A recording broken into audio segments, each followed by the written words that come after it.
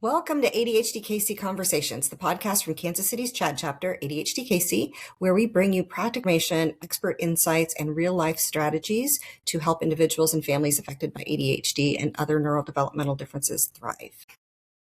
Our podcast follows a unique format. Each month, we introduce an upcoming ADHDKC parent group speaker so you can get to know them before their presentation. Then, with their permission, we share the full recording of their talk in a future podcast episode. Think of today's conversation as a preview, a chance to meet our guest, hear some valuable insights, and decide whether you'd like to join us for the live event and a deeper discussion that follows. I'm one of your co-hosts, Kristen Steppe. And I'm Caroline Danda. Today, we're excited to welcome Sarah Kesty. Sarah is an executive function, ADHD and autism coach, educator, author, speaker, and the founder of Brain Tools School. She's also the host of Executive Function podcast. She has nearly 2 decades of experience helping students, families, and educators build real-life executive function skills. She's a 4-time Teacher of the Year and is known for translating research into practical, brain-friendly strategies that actually work in everyday life. I had the opportunity to be a guest on Sarah's podcast earlier this year, and after getting to know her and hearing her approach, I knew ADHDKC parents would benefit from learning from her. That's why we're thrilled that she'll be speaking at our ADHD parent group event, our ADHDKC parent group event this August. So Sarah, welcome. Thank you. Thanks for having me. Well, before we dive into executive function, we'd really like to get to know you a little bit and what's your story. How did you become interested in working with neurodivergent students and families? Tell us a little bit about yourself. Sure. I taught special ed for nearly 20 years, and I think what really kept revealing itself to me over and over again was the power of executive function. And it really started mostly from the autism research, because autism has usually a little bit better funding than ADHD. So that's where I was introduced to executive function and really just testing it out with students and watching them thrive. And the academics mattered, but they were just shadowed by the empowerment of executive function, which then, of course, being a little bit nerdy led me to looking at, okay, how do I learn more about this? What's happening in the brains, and just really trying to figure out how to infuse it into my classroom so that it wasn't overwhelming, but really empowering with students. Yeah, well, you've had such a diverse background with teaching, coaching, speaking, and podcast hosting. What have you learned over the years about the challenges that many neurodivergent people face that neurotypical people often misunderstand? Great question. I think it's kind of twofold. The first part is we can't ever assess effort. And a lot of the times, what from the outside looks like just stalling or not taking action. And it can almost be frustrating because people can say, this is the thing I need to do, and then they're not activating. I think we really need to be mindful of understanding that that's not a lack of effort. Crossing the bridge between knowing and doing is incredibly hard when you've got executive dysfunction. And I think that's one of the big misunderstandings.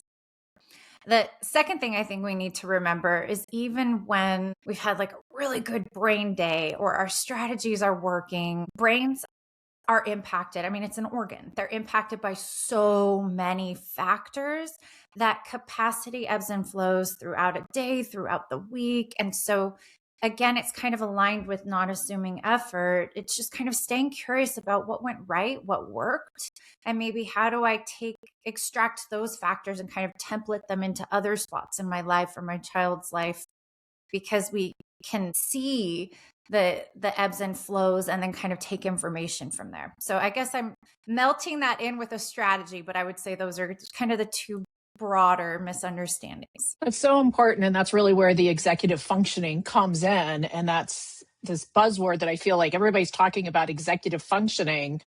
But what does it really mean?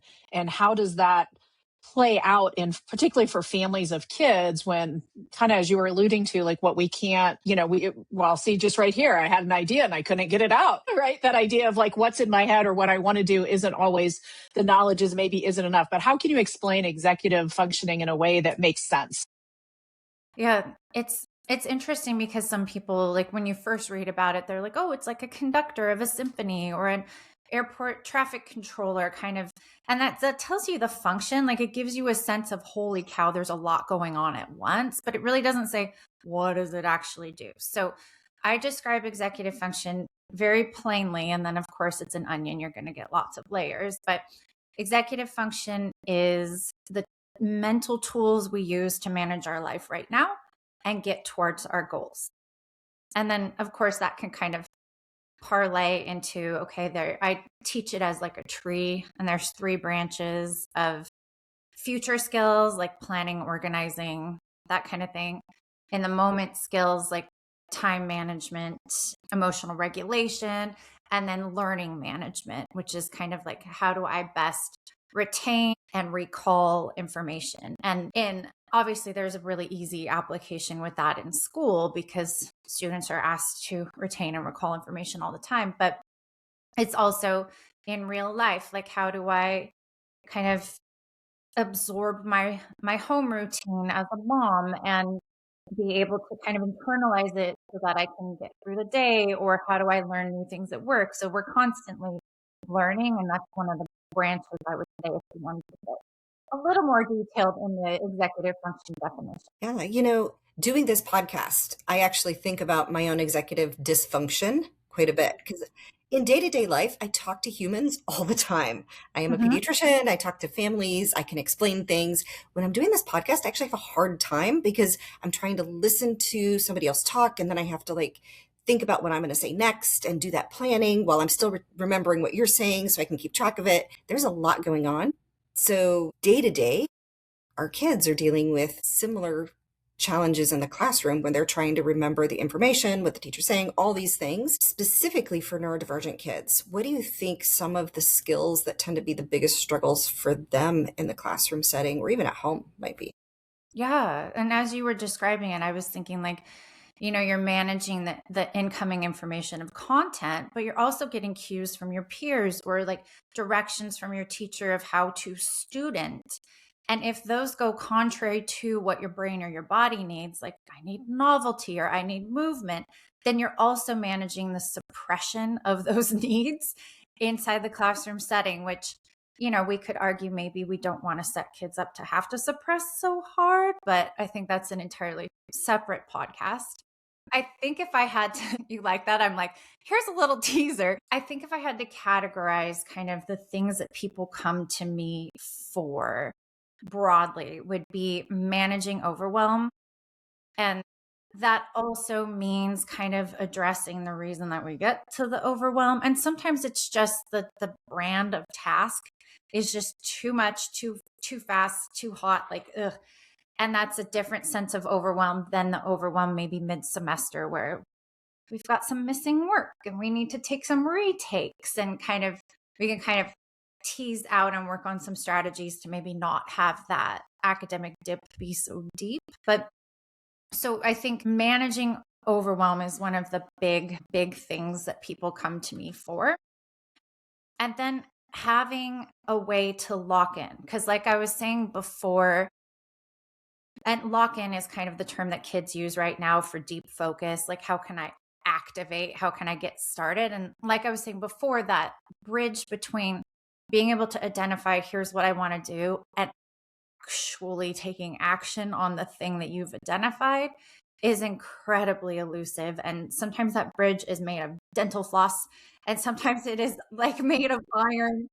You know what I mean? And it varies a ton. So we really work on ways to kind of befriend your brain and know what works for your particular neurology and kind of the factors that you can play with that help you lock in. Like, I know for me, it's gum.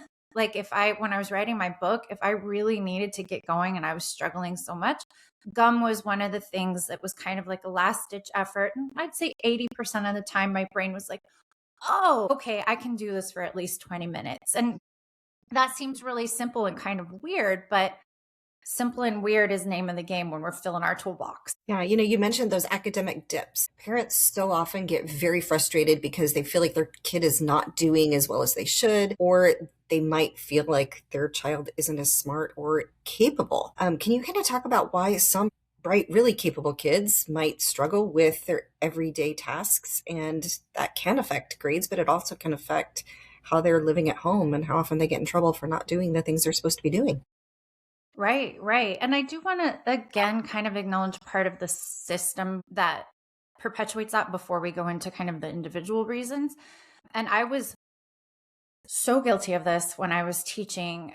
I liked the people part, I didn't like the admin part. And so grading, it might take me 3 weeks or a month. And so what we see, and again, I was part of this, so I'm not throwing shade on teachers, but what we see is this sort of cyclical silence in the grading and then a big grade dump where it's like all of a sudden we've got progress reports and now everything's in the grade book. And so to parents that can look like a big like wildfire when it's really been like small little things, but we didn't have the feedback loop to know that it was happening. And for a brain that's kind of now or not now, like a brain with ADHD, you need those small little sparklers of awareness before it turns into that big inferno. So that is kind of part of the systemic thing that maybe we can even address by giving teachers a heads up, or maybe sending a little love note at the beginning of the year saying, hey, I know grading is a pain. I get it. I don't need the grades, but can you ping me or ping my kid, better yet, if they're missing something, or just like put a little X in the grade system so that we know you haven't graded it yet, but there's also nothing to grade, that kind of thing, so that we can kind of address it as we go. But Kristen, back to your question about why are our brilliant kids struggling with things that seem kind of simple from the outside? Again, it's that we kind of make this assumption that if you've traveled around the sun a certain number of times, you should have these skill sets, right? Like you should know how to get started. You should know how to study. And oftentimes we spend a lot of time telling kids that like why they're lacking, but we haven't really taught them how. So sometimes it's I'm not even going to say sometimes. I'm going to be bold and say always, because this is the safest assumption. If they can't do it, I didn't make this up. It's a lack of skill, not will. We just need to figure out like, where's the system falling apart? What are we missing? What skill? Is it body doubling? Is it where you're trying to work? Is it when you're trying to work? Is it overwhelm that the task seems really big and we need smaller bits? I have so many thoughts about what you just said. Ooh, I was checking out your website and it brought me to when I was the resource section. I think for one of the students section was reflect and reframe. And I think you were talking about if you have a should or a would about a child, you have to back up and think about, no, it's not about they should be able to do this. What's getting in the way? That's kind of what I took from that. And that's what I took from what you just said is like, what is it that's missing? That so that you can help them build the bridge, even if it is a dental floss. Right. So I had that thought, which is a great way of just thinking about it differently. But then that led my brain down the rabbit hole of, okay, I have these kids. I know that they have some executive dysfunction. They're going to need some support to build all those skills. But now I'm just a nag. And so how do you help build independence in your kids without showing up as somebody who feels like you're nagging them all the time, or then the kids perceive like all you do is get on my case and you're always telling me what to do. So I feel like there's some tension there. And I thought maybe you could help us with some brain-friendly strategies or some ideas about how do we navigate that to help our kids be independent and learn the skills. Yeah, I would say that's kind of the secondary part of my job is to help parents go from manager to consultant, and it just eases up so much friction. So you're absolutely right. And going back to your first point of the should component, I think the cool thing about having that language of like, oh, you should or you should have is that if you transfer it from something you say to something you think, then you've got a good way to illuminate the skill gaps, right? Because whatever goes in that fill in the blank of, honey, you're a seventh grader, you should, whatever finishes that sentence is kind of the pillar and maybe the outside layer of the onion of what our kids need to develop. So there's still some utility in having that, but let's be honest, it's not helpful to remind the kid like, hey, you're lacking this. Like you should Right. be able to. Like they are very, very aware. And that might not be something that they reveal to you because it's delicate and vulnerable. But, through coaching, I hear it all the time where there's like a lot of guilt and shame. And so it's not a matter of not knowing. But getting back to the second part, so how do we do this without being the nag? And it's tricky, and I'll acknowledge kind of the bind that we're in because let's say you're learning, like I was learning pickleball for a while. Big deal if I wasn't good at it, which spoiler, I wasn't. I'm just not competitive. Like I would stare at other people's faces to make sure that they were feeling okay about the game versus actually watching the ball. My husband would be like, "You're done here." So, but when I was learning it, it was low stakes. No big. Money didn't depend on it. Future opportunities didn't depend on it. It was just fun. School's not like that. We can say like, oh, take this strategy and test it out. But if it doesn't work, it's high stakes. You fail a class, get on academic probation in college. And so it's this weird kind of space we're in where we're encouraging growth, but acknowledging the penalties. So as parents, it is okay to own some of the things that like deep down you're like, they should be doing this. Like maybe you're in charge of meals. Maybe you're packing the water bottle. And you know what? Like, yeah, they're 16. Would it be ideal if they could do it on their own? For sure. But we're going to give them space to have maybe a different focus on skill development right now and take care of some of the basics, knowing that, hey, we might even park it in the schedule for like, hey, we're going to work on this in the summer when the stakes are lower. So it doesn't have to be all or nothing. It doesn't have to be on anyone else's timeline. And then I think that the nag replacement is kind of two parts. The first one is making things visual. So a lot of the times our kids are so sweet and so good at yes, ma'aming us. Like, okay, got it. Yes. But they might not even be aware that they didn't actually capture what we were saying. And that's a compliance reaction, right? We've kind of trained that in school. Like you say yes, you acknowledge your teacher. We never really checked, like, did that actually land? So instead of getting frustrated, like, oh, you didn't listen or you forgot, let's park it somewhere visual. Let's put it in a calendar or on a list or on the wall somewhere so that we have that visual to reference. Does that make sense? And then the other piece would be like, ask your expert. Your kid is the expert.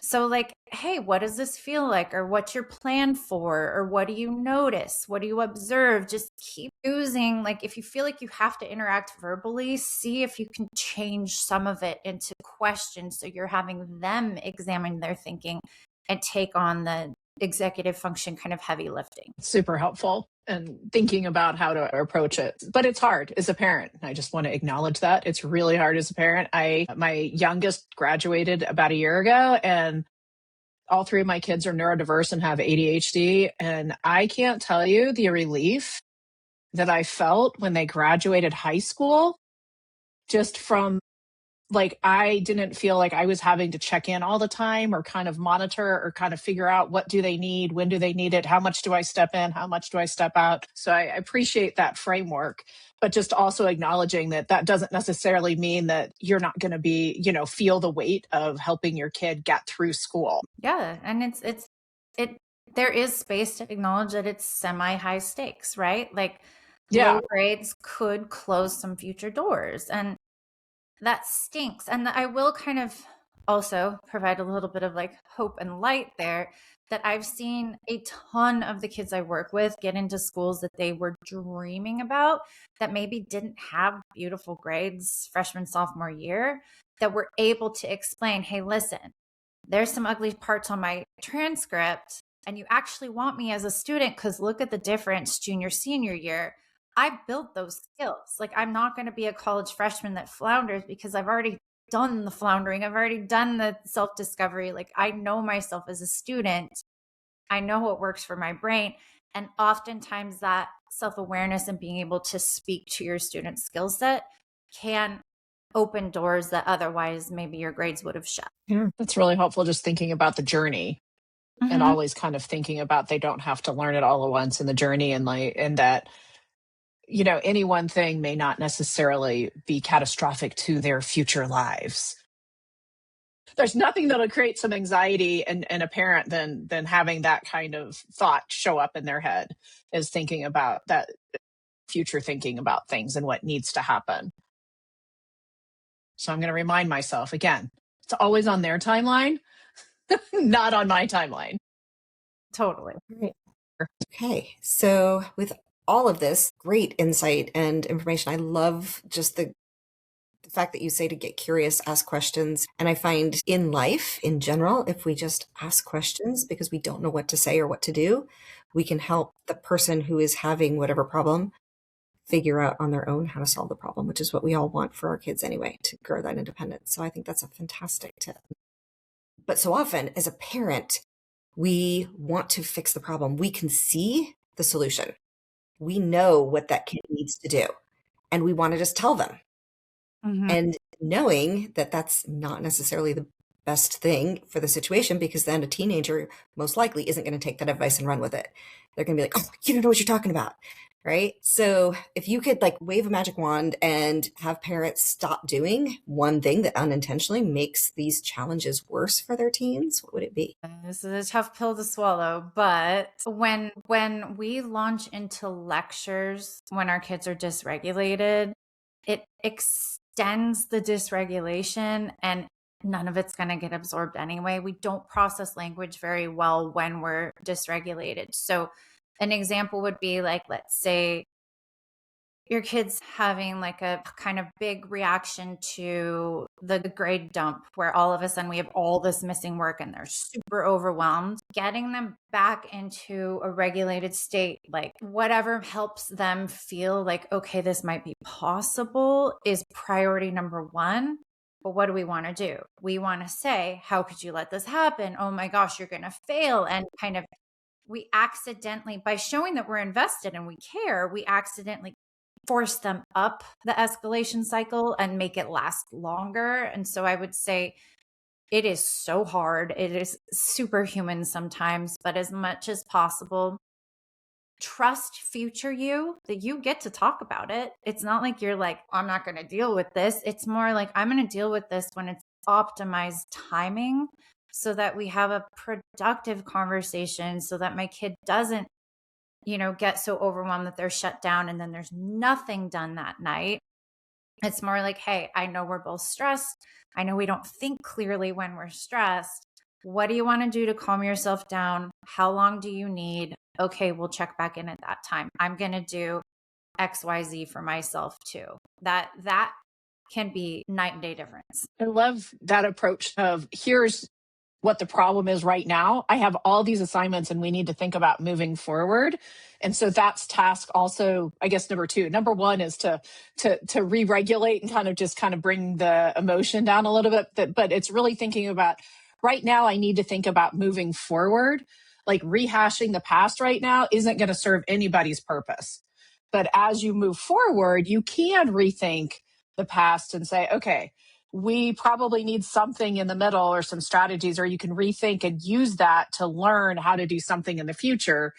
But now is not the time when you have 10 assignments due. So I appreciate that kind of 1, 2, 3 approach to kind of tackling that overwhelm. Yeah. And that was just one example. I mean, it could be they had a fight with a friend or, they there's tons of reasons our kids would be up here. And it's just kind of being mindful of if you're seeing the signs that they're not themselves, that they're really dysregulated, that's not the time to talk about it. And is there anything, okay, no lecturing. Let's limit the lecturing. So that's what not to do. But also let's talk about, okay, well, what's one thing they can do? In the situation of overwhelm or? Yeah, or just in general, to help and support the executive functioning. So it helps grow it or helps them move forward as opposed to lecturing, shutting things down. What's one thing that can kind of help it move forward? Gotcha. Okay. I mean, when we talked about this a little bit before, make reminders visual, make time visual.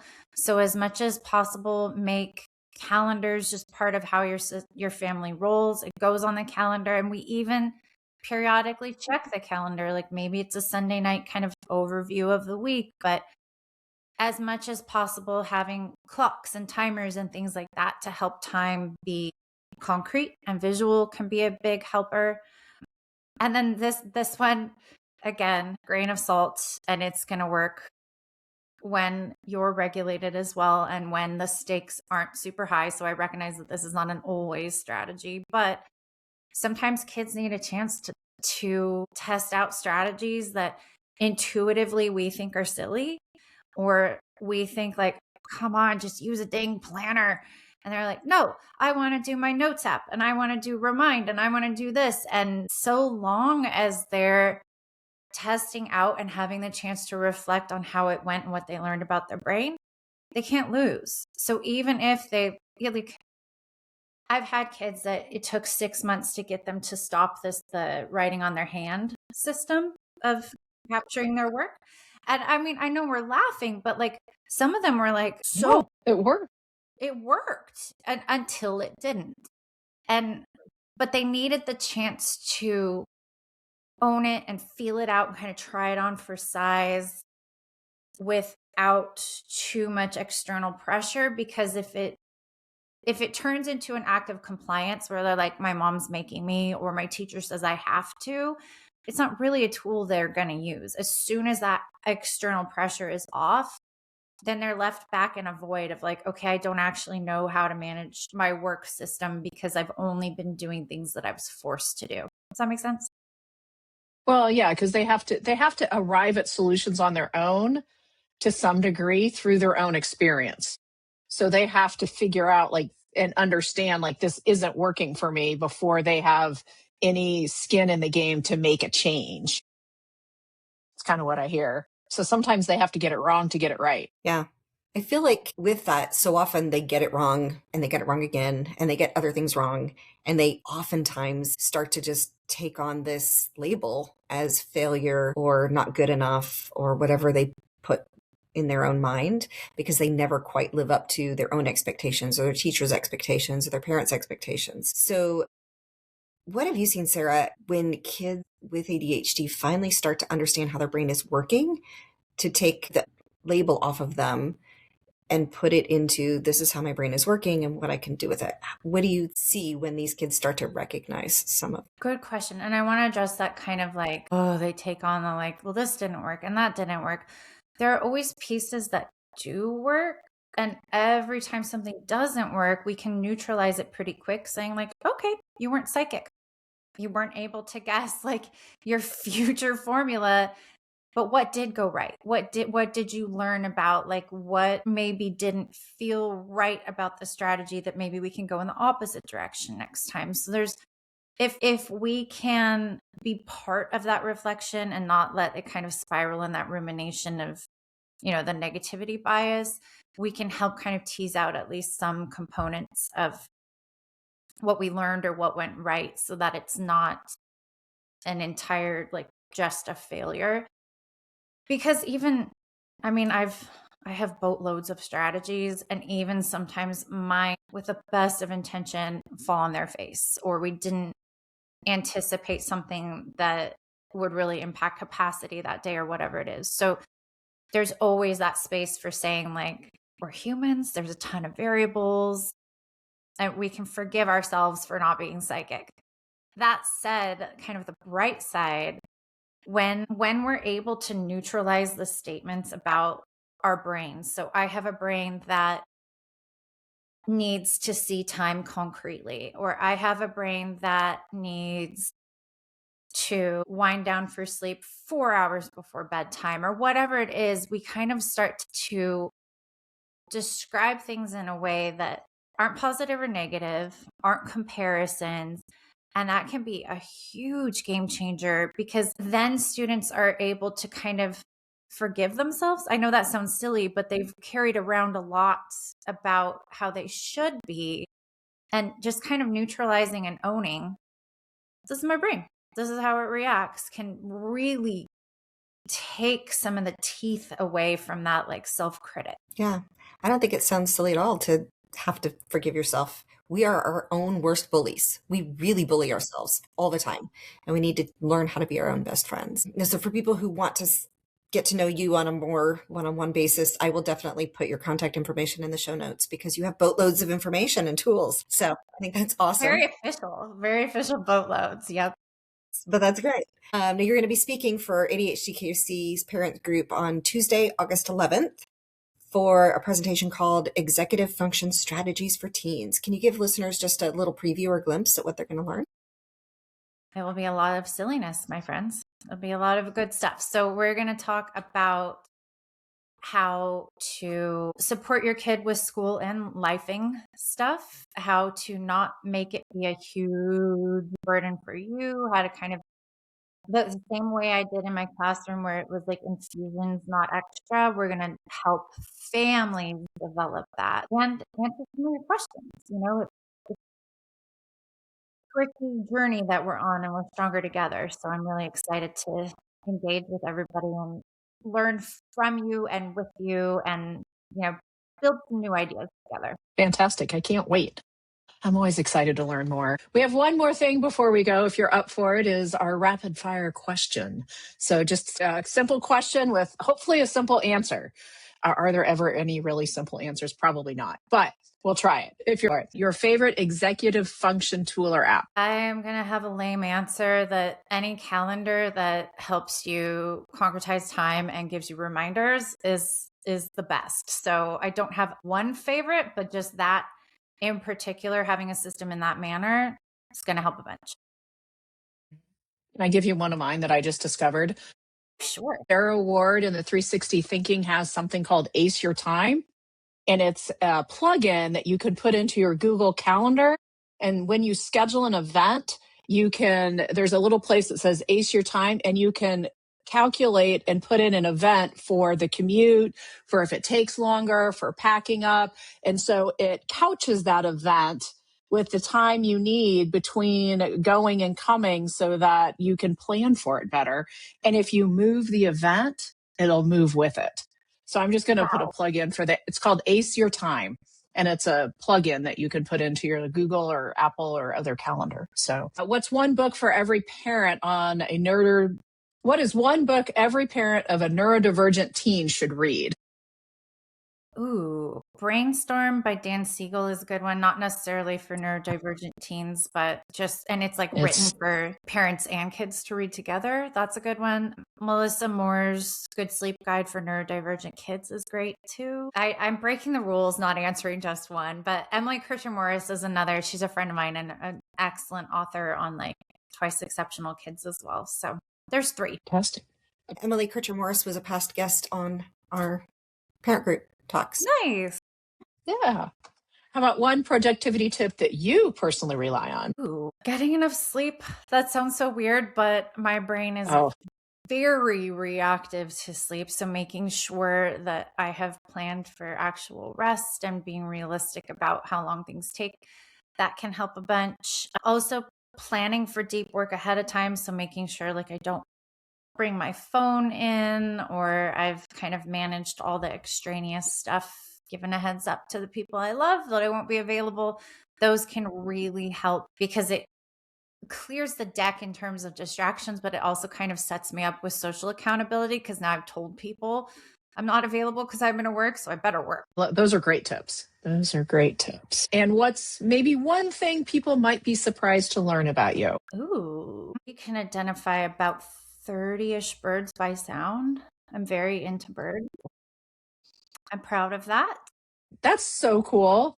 Yeah. I was just listening. I was outside this morning because the weather was really nice, drinking my coffee and listening to the birds, wishing I wish I knew what bird was making that sound. Yeah. And you have different birds than you do. I know. I need to phone a friend. There you go. Well, we can do the friend of phone. Well, as is typical ADHD fashion, the rapid fire questions kind of weren't really rapid fire because we had to get into a discussion. But Sarah, thank you so much for joining us today and sharing your insights. Yeah, sorry I broke the rules on rapid fire, but you're welcome. It was really a pleasure to be here. It's all good, and we can't wait to hear more from you. And I know that all the people joining us at the Parent Support Group will want to learn even more and walk away with some great valuable ideas that they can use. Yes, and for those of you who want to join, it is on Tuesday, August 11th, 2026. It's online, so you can join from anywhere. Sarah Kesty will guide parents through brain-friendly ways to help support teens in building the executive function skills they need to thrive at home, school, and beyond. You'll walk away with practical strategies you can begin using right away. And you can find the registration information for that and all our other events at ADHDKC.org under the Events tab. Thank everyone for listening to ADHD Conversations. If you enjoyed today's episode, please subscribe, share it with somebody else who might benefit, and we will see you next time. All right. Thank you so much.